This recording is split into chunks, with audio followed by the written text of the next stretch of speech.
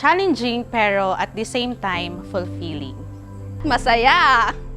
Bagtik!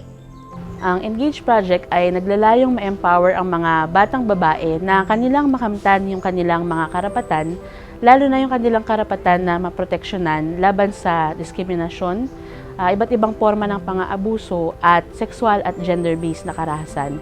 Kasama na rin dito yung usapin ng child marriage o yung pagpapakasal ng mga bata. Katuwang ng Save the Children Philippines ang dalawang civil society organization sa proyektong ito.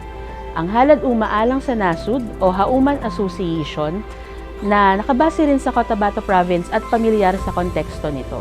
Ang kanilang mga programa ay may kinalaman sa child protection sa iba't ibang rehiyon ng Mindanao.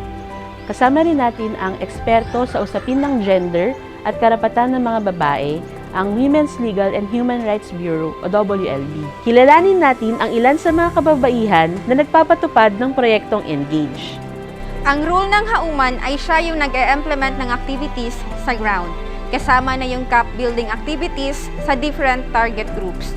Pag-mobilize sa community para sa campaign at mga advocacy activities at engagement at LGUs and IP communities. Ang papel ng WLB ay tukuyin ang karanasan ng mga batang babae para labanan ang sexual na karahasan.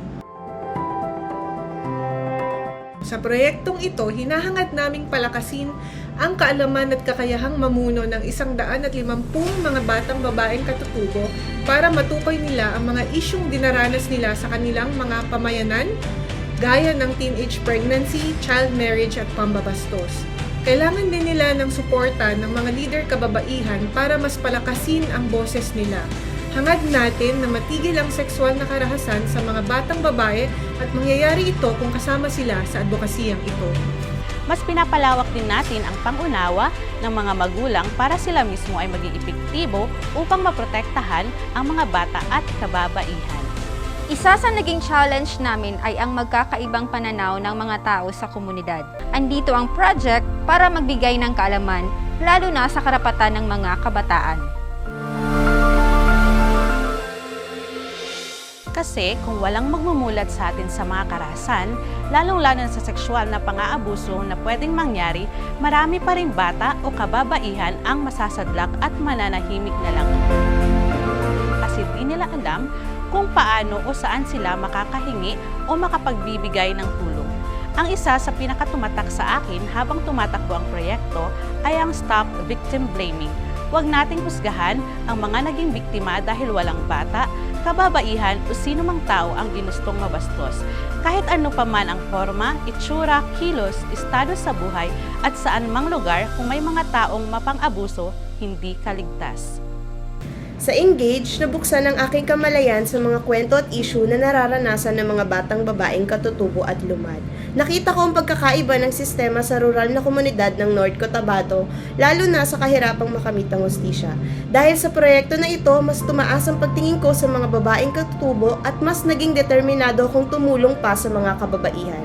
Kahit maraming mga isyong nararanasan ng mga babaeng katutubo, hindi mapagkakaila ang kanilang katatagan. Kaya naniniwala ako sa mga sinabi ng mga batang babae ng Engage na kung kaya nila, kaya din natin mga batang babaeng lumad. May kahirapan ng proyektong ito, pero dahil sa may angking galing ang bawat isa, kaalaman sa karapatan ng mga bata, pag-mobilize ng mga bata at mga champions sa komunidad at pagsisigurado ng gender perspectives ng proyekto, nagawa ang mga gawaing imposible. Napatingkad ang kahalagaan ng pagtutulungan ng mga civil society organizations sa baba, na sa pagtutulungan, walang imposible. Bigyang pansin, pagtuunan ang mga batang babae kasi sila ay mas nakakaranas ng pagkakahon at mas nalilimitahan ang kaya nilang gawin. Lalo na kung sila ay lumaki sa isang pamilyang hindi nabibigyan ng sapat na espasyo para sa kanilang saloobin at opinyon. Yes, girls can! Yes!